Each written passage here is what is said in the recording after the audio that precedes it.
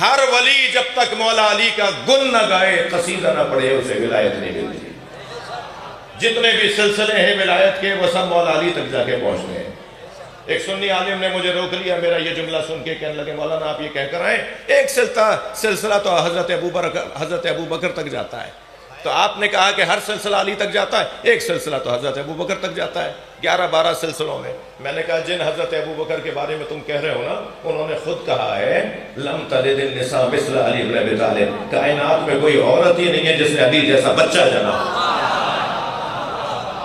علی جیسا تو دنیا میں کوئی نہیں، لہذا وہ سلسلہ بھی علی تک ہی جاتا ہے۔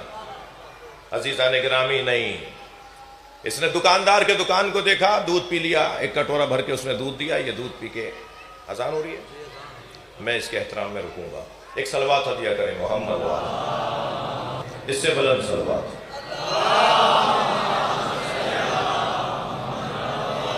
اس سے بھی بلند صلوات۔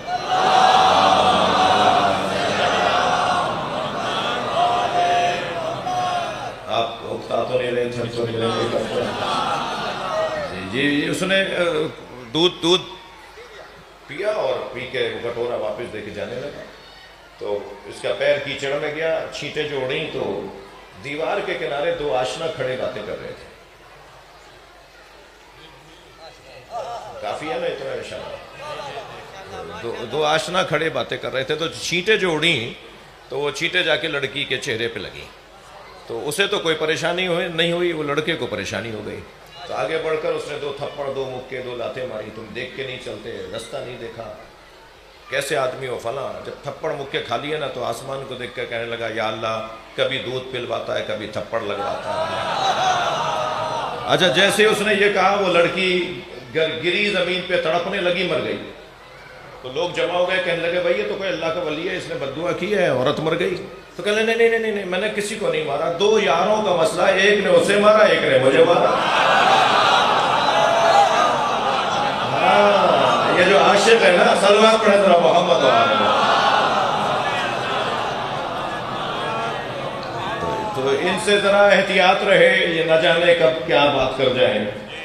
تو اور یہ جو فرش ہے، اس فرش سے بہت کچھ مجھے اور آپ کو نصیب ہوتا ہے۔ اللہ اپنے حبیب کی قسم کھا کے کہہ رہا ہے کہ وہ مومن ہی نہیں ہو سکتا جو تمہیں اپنے اختلافات میں حکم نہ مانتا ہو۔ میرے نبی مومن نہیں ہے وہ شخص جو اپنے اختلافات میں آپ سے فیصلہ نہ کرواتا ہو۔ مسلمانوں کے درمیان اختلافات کی 2 قسمیں ہیں، کچھ عقائد کے اختلاف ہیں اور کچھ احکام کے اختلاف ہیں۔ عقائد کے اختلاف میں موٹے موٹے اختلافات ہیں، اور احکامات کے اختلافات میں بھی موٹے موٹے اختلافات ہیں۔ مثلاً آپ ہاتھ کھول کے نماز پڑھتے ہیں، وہ میرا بھائی ہاتھ باندھ کے نماز پڑھتا ہے، وہ کہتا ہے ہاتھ باندھنا صحیح ہے، آپ کہتے ہیں ہاتھ کھولنا صحیح ہے۔ وہ کپڑے پہ سجدہ کرتا ہے، سر رکھ دیتا ہے، سجدہ کرتا ہے، آپ کہتے ہیں نہیں کپڑے پہ سجدہ نہیں ہو سکتا، پیشانی جو ہے وہ جا کے خاک پر ٹکے۔ تو اب اگر آپ مسجد کے کارپیٹوں کے اوپر خاک پھیلا دیں گے تو اور مسئلہ ہوگا، تو پھر خاک کو پانی میں گوندھ لیا جاتا ہے، اس کی ایک ٹکیا بنا لی جاتی ہے، اور پھر کیونکہ میرے معصوم امام نے، امام جعفر صادق علیہ السلام نے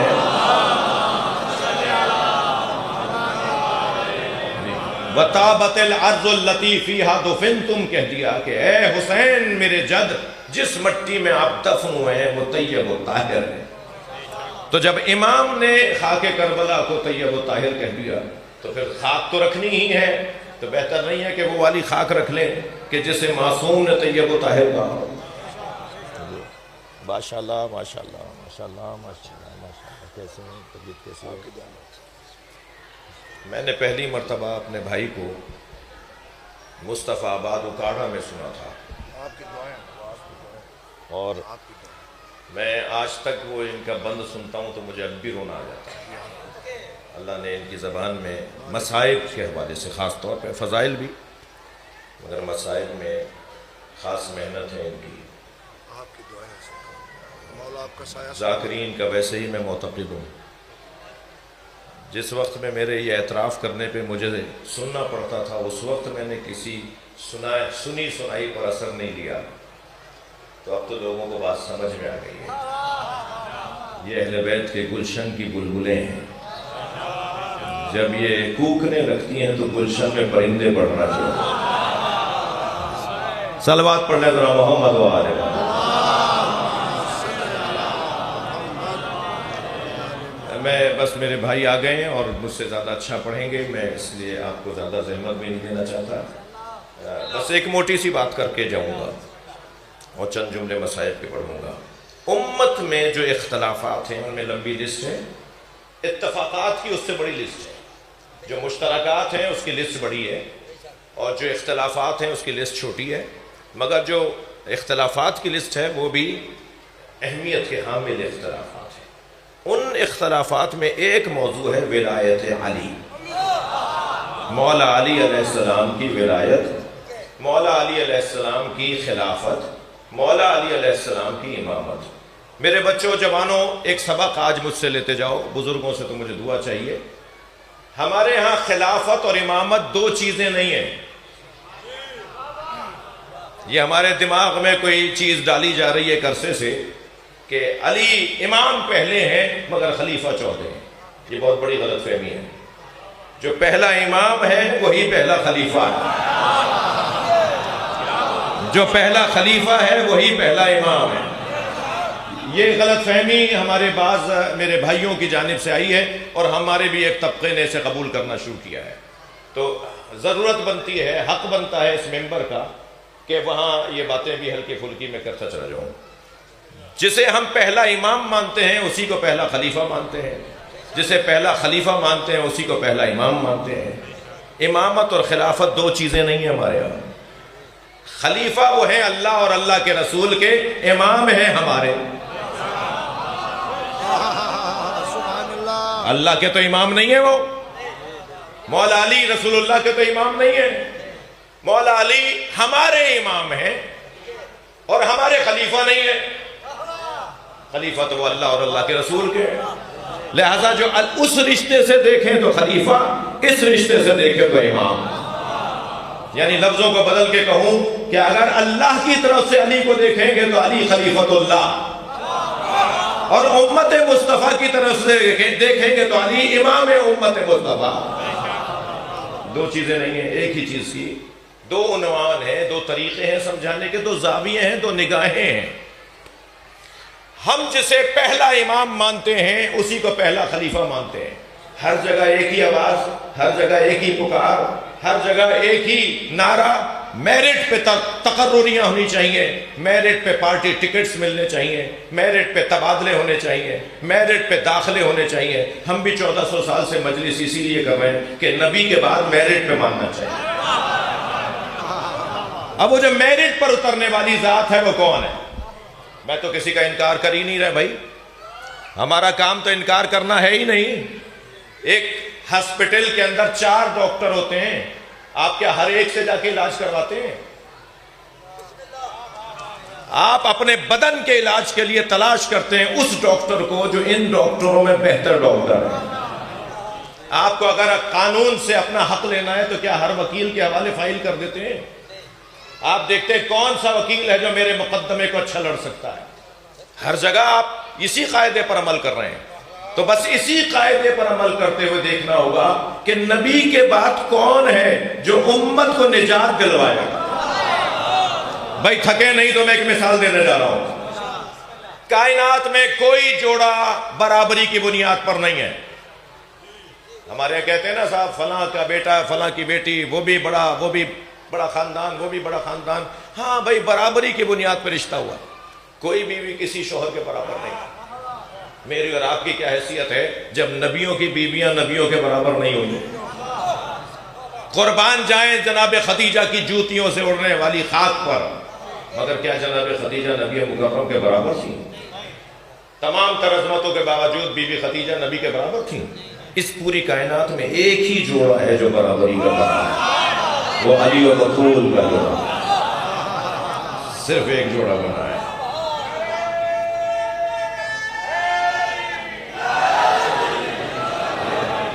ایک ہی جوڑا ہے جو برابری کے بنیاد پر۔ اسی طرح ایک اور جملہ بھی ہمارے ہاں کہا جاتا ہے کہ رشتے آسمانوں پر بنتے ہیں۔ بھائی فلاں رشتہ فلاں کی بیٹی کا فلاں کے بیٹے سے ہوا ہے، یہ رشتہ آسمانوں پر بنا ہے، صحیح تو ہونا چاہیے تھا، رشتے تو آسمانوں پہ بنتے ہیں۔ بھائی رشتے آسمانوں پہ بنتے ہیں تو زمین پہ ٹوٹتے کیوں ہیں؟ رشتے آسمانوں پہ نہیں بنتے، رشتہ آسمان پر بنا ہے۔ بس ایک ہی رشتہ ہے جو آسمان پر بنا ہے، اللہ نے سیدہ کا نکاح مولا علی سے بڑھایا اور فرمایا ہے فاطمہ بتاؤ تمہارے لیے مہر کیا قرار دوں؟ میری بیوی نے فرمایا بابا کی امت کی بخشش، امت مصطفیٰ کی نجات۔ بیوی کا مہر ہے امت مصطفیٰ کی نجات۔ تھوڑا سا سنبھل کے سنیے گا مجھے، بیوی کا مہر ہے امت مصطفیٰ کی نجات۔ مہر دیتا کون ہے؟ بھائی دے دیا ہے تو گردن ہلا دو، میں شوہروں سے بات کر رہا ہوں۔ ہمارے یہاں تو ماجرا یہ ہے نا کہ وہ ابھی پچھلے دنوں میں نے ایک نکاح پڑھایا 10 لاکھ روپے مہر۔ میں نے کہا بھی لڑکے سے ملواؤ مجھے، یہ دے بھی سکتا ہے؟ تو ہم جب قریب گئے دولہا کے، میں نے کہا بھائی تمہارے ابا 10 لاکھ مہر لکھوا رہے ہیں، تم دے سکتے ہو؟ کہنے لگا ابا لکھوا رہے ہیں، دینا کوئی طلاق تھوڑی ہونی ہے جو دوں گا۔ یعنی بعض لوگوں کے ذہن میں یہ ہے کہ مہر تو دیا ہی جب جائے گا جب طلاق ہوگی۔ میں نے کہا نہیں بھائی، میں اتنے مہر والا نکاح نہیں پڑھا سکتا۔ اس کی تنخواہ کتنی ہے؟ اس کی تنخواہ 70,000 تھی۔ میں نے کہا 70,000 والا 10 لاکھ کیسے دے گا اگر بیگم نے مانگ لیا تو ایک صاحب کہنے لگے یہ شوہر حضرات بیویوں سے ڈرتے کیوں ہیں؟ تو دوسرے نے کہا بھائی سب کو پتا ہے، اس لیے ڈرتے ہیں کہ ابھی تک قرضہ اتارا نہیں ہے۔ تو یہ جو مہر نہیں دیتے نا شوہر حضرات، آج مجلس میں جو خواتین بیگمات آئی بھی ہوں گی نا، وہ تو بہت خوش ہو کے جائیں گی۔ اچھا پہلے والے تو لوگ اتنے ماشاءاللہ اچھے دور کے تھے کہ 5-5 ہزار میں جان چھٹ گئی، اور بیگم صاحبہ بھی بڑی سیانی ہیں، یہ بار بار دیتے ہیں، وہ کہتے ہیں ابھی کیا ضرورت ہے، انہیں بھی مقروض شوہر اچھا لگتا ہے۔ توجہ ہے حضرات کی؟ تو نبی مکرم کی امت کی بخشش سیدہ کا مہر دے گا کون؟ علی بخشوائیں گے۔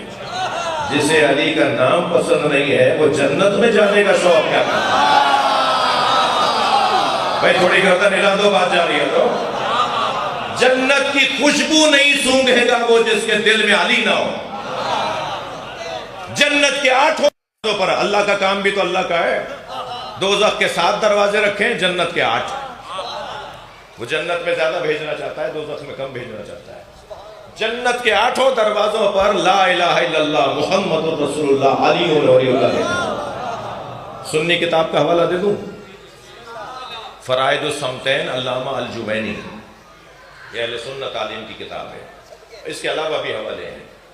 جنت کے 8 دروازے، جنت پہ جب دروازے کی کنڈی بجتی ہے نا، ان لباب الحدیث سنا رہا ہوں، ان لباب الجنہ حلقۃ من یاقوتۃ حمراء، جنت کے دروازے پر سرخ رنگ کے یاقوت کی کنڈی لگی ہوئی ہے، اللہ صفاح الذہب جو سونے کی تختی پہ جا کے لگتی ہے۔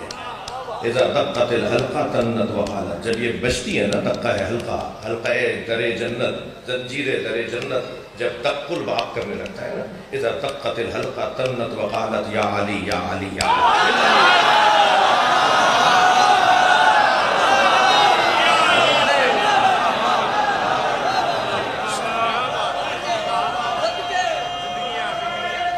بس مختصر کر رہا ہوں۔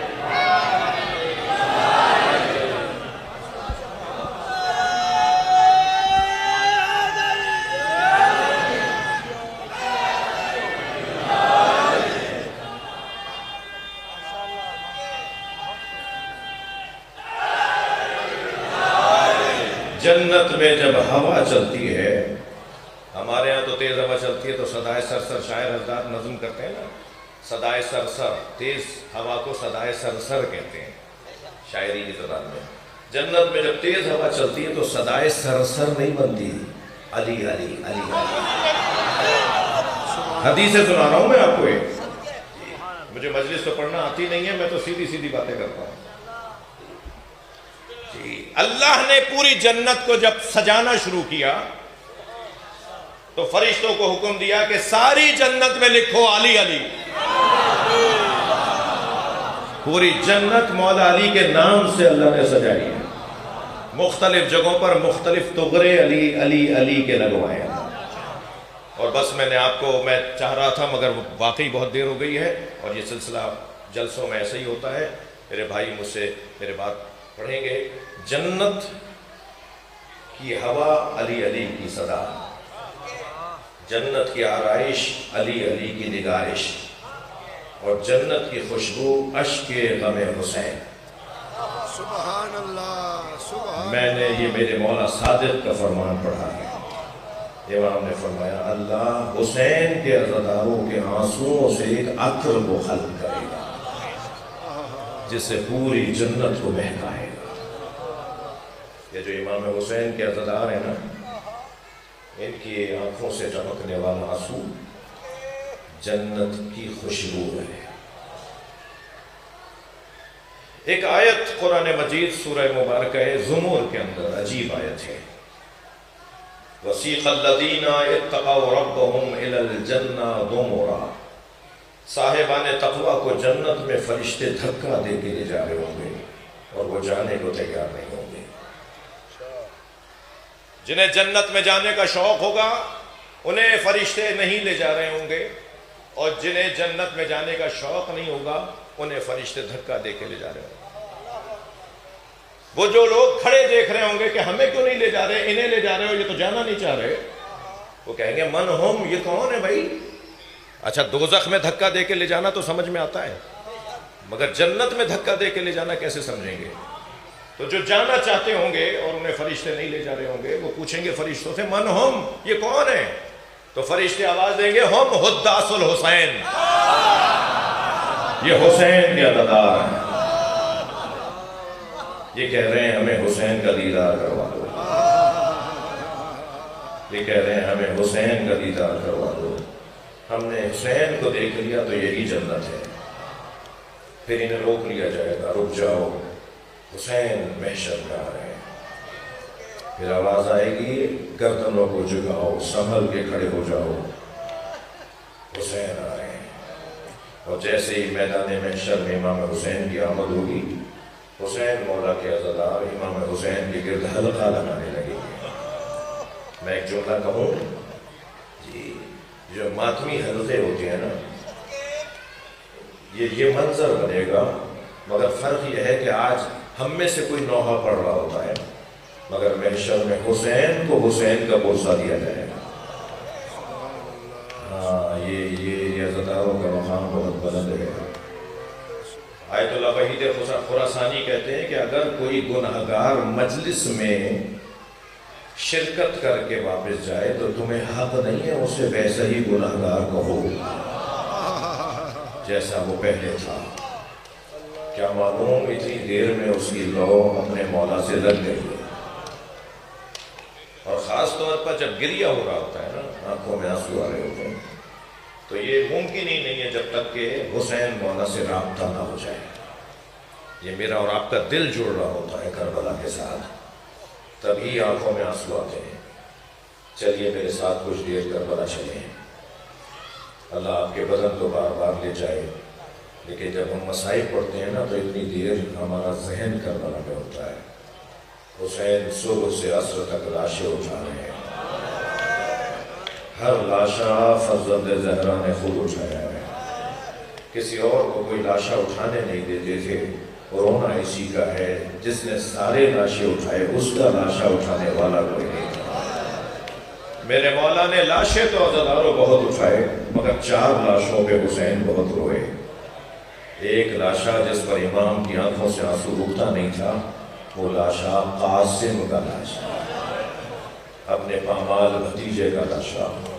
لاشا اٹھا کے لائے تو بیویوں نے بڑھ کر استقبال کیا، مگر کیا دیکھا کہ ان بیویوں میں اس بچے کی ماں نظر نہیں آ رہی. تو جناب زینب سے فرمایا بہن زینب، بھابھی ام فروہ کہاں ہے؟ تو کسی بی بی نے آواز دے کر کہا کہ جب قاسم کی شہادت کی خبر آئی تھی تو بی بی ام فروہ پشت خیمہ پہ چلی گئی تھی. اب جا کے جناب زینب نے کیا دیکھا کہ پیشانی سجدے میں ہے اور جناب ام فروہ تسبیح پڑھ رہی ہیں، شکرا شکرا حقا حقا، یا اللہ تیرا شکر ہے تو نے میری قربانی کو قبول کر لیا. آواز دی جناب زینب نے، بھابھی آپ کو حسین بلا رہے ہیں۔ آئیں وہاں جہاں پامال لاشا رکھا ہوا تھا، اپنے بچے کے لاشے کو دیکھ کے فرمانے لگی، اے آقا حسین، مجھے قاسم کا خون بھرا کرتا چاہیے۔ امام نے نہیں پوچھا بھابھی اس کرتے کا کیا کریں گی جو تار تار ہو گیا، چاک چاک ہو گیا، گھوڑوں کی سموں سے چاک چاک ہو گیا، مگر ماں مانگ رہی تھی نا۔ کچھ ہی دیر میں امام حسین نے خون بھرا تار تار کرتا جناب عمر فرما کو دے دیا۔ بیوی نے اسے خیمے میں لے جا کے رکھ دیا۔ عصر عاشور خیمے لوٹے۔ 11 محرم کو اسیروں کا قافلہ کوفہ گیا، کوفہ سے شام گیا، شام میں اسیر رہا، اسیری سے رہائی ملی، تبرکات واپس آئے۔ ہر بیوی نے اپنی اپنی گٹھڑی اٹھائی ہوئی تھی۔ بیوی ام فرما نے بھی اپنی گٹھڑی سینے سے لگائی ہوئی تھی۔ اور جب یہ قافلہ کربلا سے مدینہ جانے لگا تو مدینہ جیسے ہی پہنچی تو بار بار فرمانے لگی، میرا اونٹ جنت البقیع لے جاؤ۔ جب جنت البقیع پہنچی تو قبر امام حسن کے برابر میں بیٹھ کے گٹھڑی کھولی، خون بھرا کرتا نکالا، امام حسن کی قبر پر پھیلا دیا اور ایک مرثیہ پڑھا، اے میرے والد تمہارے بچے کی نشانی لائی۔ ایک لاشا جس پر امام حسین بہت روئے وہ حضرت قاسم کا لاشا ہے۔ دوسرے لاشے کا نام سنیں گے بتا رہا ہوں، وہ لاشا ہے علی اکبر کا۔ بہت روئے امام اپنے بچے کے لاشے پر، بار بار آواز دیتے رہے، علی مجھے کچھ نظر نہیں آ رہا۔ یہ دوسرا لاشا۔ اور تیسرا لاشا جس پر امام کی آنکھوں سے آنسو تھمتے نہیں تھے، نام کہوں گا تو آپ کی آنکھوں میں آنسو آ جائیں گے، وہ عباس۔ ہاں زداروں، میں نے ہر مضمون کو مختصر کیا مگر ایک چوتھے لاشے کا ذکر ضرور کروں گا۔ چوتھا لاشا جس پر حسین بہت روئے، وہ لاشا چھوٹا بہت تھا مگر حسین سے اٹھتا نہیں تھا۔ کبھی آگے جاتے تھے انا للہ، کبھی الٹے پیر واپس آتے تھے رضن بقضائہ و تسلیما لامرہ۔ مجلس میں چھوٹے چھوٹے بچے بھی آئے ہوئے ہیں۔ جب آپ اپنے بچوں کے لیے کوئی چیز خرید کر لاتے ہیں نا، کوئی ٹافیاں کوئی چاکلیٹیں خرید کر لاتے ہیں تو گھر میں جو چھوٹے بچے ہوتے ہیں انہیں پہلے دیتے ہیں نا۔ بڑے بچوں کو تسلی ہوتی ہے پہلے چھوٹے بھائی کو ملے گا پھر ہمیں ملے گا۔ امام حسین جب علی اصغر کو پانی پلانے لے گئے تو سب بچوں کو یقین تھا کہ اس کے بعد ہمیں لے جائیں گے، لیکن جب امام حسین لاشا لے کر آئے تو لاشے پہ توبہ کا دامن ڈالا ہوا تھا۔ چھوٹے چھوٹے بچے انتظار میں تھے کہ مولا ہمیں کب لے کے جائیں گے۔ تو دور سے جناب سکینہ نے دیکھا تو آواز دے کر کہا، بابا میں بھی پیاسی ہوں، بابا مجھے بھی پانی پلانا ہے۔ حسین کیا بتائیں کہ کیسا پانی پلایا؟ ہاں عزتدارو، ابا کا دامن امام حسین نے لاشے پہ ڈالا ہوا تھا اور بچے کے لاشوں کو لے کے کبھی آگے جاتے تھے کبھی پیچھے آتے تھے۔ پچھلے سے پچھلے سال 6 محرم کو ایک جوان میرے پاس آیا، کہنے لگا مولانا میں مچھلی خرید کر لایا ہوں۔ میں نے اپنی باجی سے بڑی بہن سے کہا مجھے مچھلی تل دو، تو دادی کی آواز آئی بیٹا محرم میں مچھلی نہیں کھاتے۔ تو میں نے کہا دادی محرم ہو یا ربیع الاول ہو، حلال تو حلال ہے، محرم میں حلال حرام اور ربیع الاول میں حلال۔ کہنے لگے ہاں بیٹا تم جدید زمانے کے لوگ ہو نا، آج کا جوان بڑے بوڑھوں کی باتیں کہاں مانتا ہے، جاؤ جا کے مولانا سے پوچھ لو، مولانا اجازت دے تو کھا لینا۔ میرے پاس آیا، وہ بول رہا تھا اور میں رو رہا تھا۔ مجھ سے کہنے لگا مولانا میں مچھلی کھا لوں؟ میں نے کہا میں اتنا بڑا عالم نہیں ہوں، مجھے اس کا جواب نہیں آتا، تم دادی کی بات مان لو، تم دادی کی بات مان لو۔ کہنے لگا میں سمجھا نہیں۔ میں نے کہا دادی کی بات مان لو، حسین مولا نے علی اصغر کے تڑپنے کو مچھلی کے تڑپنے سے تعبیر کیا۔ اما ترونا کیف یتلقا، دیکھ نہیں رہے میرا بچہ مچھلی کی طرح منہ کھولتا ہے، میرا بچہ مچھلی کی طرح منہ بند کرتا ہے۔ بھائی میں ابھی پچھلے دنوں انڈیا گیا، لکھنؤ مجلس پڑھ کے آیا، میں کچھ امام بارگاہوں میں گیا، میں نے ایک عجیب منظر دیکھا۔ ہر کچھ دیر کے بعد ایک ہندو عورت گلاس کوسا کازا بڑھ کر دودھ کا بھر کر لے کر آ رہی۔ میں نے ایک مولانا سے پوچھا یہ دودھ کیوں لا کے رکھ رہی ہے؟ کہنے لگے اس نے منت مانی ہوگی کہ میرا بیٹا اگر سالم رہ گیا، زندہ رہ گیا تو میں دودھ چڑھاؤں گی۔ تو یہ حضرت علی اصغر کے نام کا ہندو عورتیں امام بارگاہوں میں آ کے دودھ چڑھاتے ہیں۔ ایک میرے مولانا دوست تھے بنارس کے رہنے والے، وہ کہنے لگے روز عاشور تعزیے کا جلوس نکلا، کہتے ہیں ابھی جلوس پیچھے تھا، میں چند دوستوں کے ساتھ اس روڈ پر آگے چلا گیا جہاں سے جلوس کو گزرنا تھا، انتظام دیکھوں، صفائی ستھرائی دیکھوں۔ کہنے لگے ہم آگے جانے لگے تو ایک چوک پر ہزاروں کی تعداد میں ہندو عورتیں کھڑی تھیں۔ ہم قریب سے گزرے تو انہوں نے آواز دے کر کہا بھائی مسلمان لگتے ہو؟ تو ہماری توجہ ہوئی تو ہم نے کیا دیکھا، ہر گود میں دودھ پیتا بچہ ہے۔ تو میں نے اس عورت سے کہا ہاں مسلمان ہے. کہنے لگے مسلمان ہو تو بتاؤ بابا حسین کا جلوس کب آئے گا؟ تو کہنے لگے میں نے ان سے پوچھا تمہیں بابا حسین کے جلوس کا انتظار کیوں ہے؟ کہنے لگے تمہیں نہیں پتا آج حسین کا بچہ بھوکا مارا گیا. آج ہم اپنے بچوں کو دودھ نہیں پلاتے جب تک تعزیہ دفنا نہ دیا. اجرکم اللہ، اجرکم اللہ. حق ہے ایسے ہی بلند آواز سے رونے کا. آپ نے گریہ کر لیا، مجلس ہو گئی عزادارو. میرا دل کہہ رہا ہے ایک منزل اور آگے آ جائیے. جناب رباب مولا حسین کا لاشا دیکھ کر آئی تھی کہ دھوپ میں میرے والی کا لاشا ہے. تو امام حسین کے بدن مبارک کو مخاطب کر کے کہا مولا میں آپ سے وعدہ کرتی ہوں جب تک زندہ رہوں گی کبھی سائے میں نہیں بیٹھوں. بی بی رباب دھوپ میں بیٹھا کرتی تھی. یہ سب نے لکھا ہے.